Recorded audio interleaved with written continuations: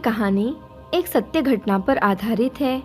ये हादसा मेरे चाचा के साथ उनके बचपन में हुआ था। मेरे चाचा, उनका नाम रमेश बचपन में अपने दादी के साथ अपने गांव में रहता था।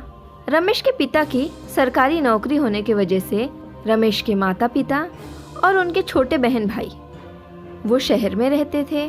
साल में त्योहारों पर उनका आना जाना लगा रहता था। एक रात रमेश जब अपनी दादी के साथ अपने घर में सो रहा था तो अचानक रमेश की दादी की नींद खुल गई और रमेश की दादी अचानक दरवाज़ा खोलकर घर के बाहर चली गई। रमेश को जब यह एहसास हुआ कि दादी अपने बिस्तर पर नहीं है तो उसने घर में इधर उधर ढूंढा। उसकी दादी घर में कहीं नहीं दिखी। अचानक उसकी नज़र दरवाजे पर पड़ी तो दरवाज़ा उसे खुला दिखा।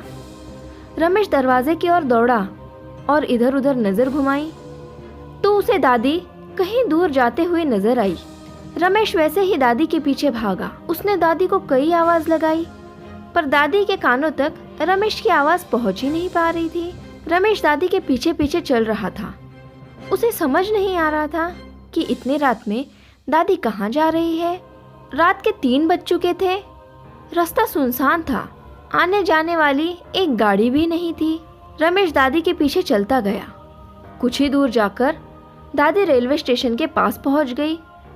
रमेश ये देखकर चौंक गया। उसे ऐसा लगा कि दादी रेलवे स्टेशन पर क्या करने आई है। तभी रमेश की नज़र हटते देर नहीं लगी। रमेश की दादी जाकर उस रेलवे पटरी पर बैठ गई और वो किसी के साथ बुदबुदा रही थी, मानो उनके साथ कोई बैठा हो। पर रमेश ने इधर उधर नज़र घुमाई तो उसे वहां पर आसपास दादी के अलावा कोई नहीं दिखा। रमेश डर गया। उसे लगा दादी के साथ ये क्या हो रहा है। तभी अचानक से एक ट्रेन का हॉर्न आया। ट्रेन के हॉर्न से मानो रमेश को होश आया। वो भागकर अपनी दादी के पास गया और दादी को झटके से उठाया और वहाँ रेलवे पटरी से बाहर लेकर आया। ऐसा करने पर रमेश और दादी को कुछ चोटें भी आई, लेकिन कम से कम अनहोनी होने से बच गया था। रमेश अपनी दादी को हाथ पकड़कर घर पर लेकर आया। दूसरे दिन दादी को पूछने पर भी दादी को कुछ नहीं पता था। पास ही में एक बाबा रहते थे।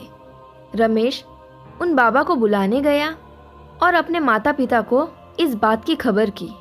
जब बाबा घर पर आए और दादी को हाथ लगाकर देखा तो उन्हें लगा कि इन्हें कुछ नहीं हुआ है।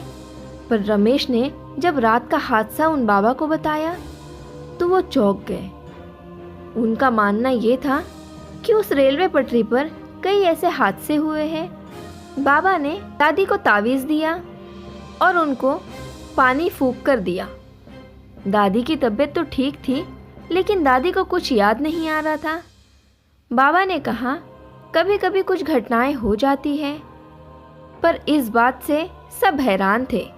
अचानक उस रात दादी को क्या हुआ था, और अगर रमेश की उस रात नींद नहीं खुलती तो दादी के साथ क्या हो जाता। दोस्तों, अगर आपको ये कहानी अच्छी लगी होगी तो हमारे चैनल को सब्सक्राइब करके लाइक, कमेंट और शेयर ज़रूर कीजिए।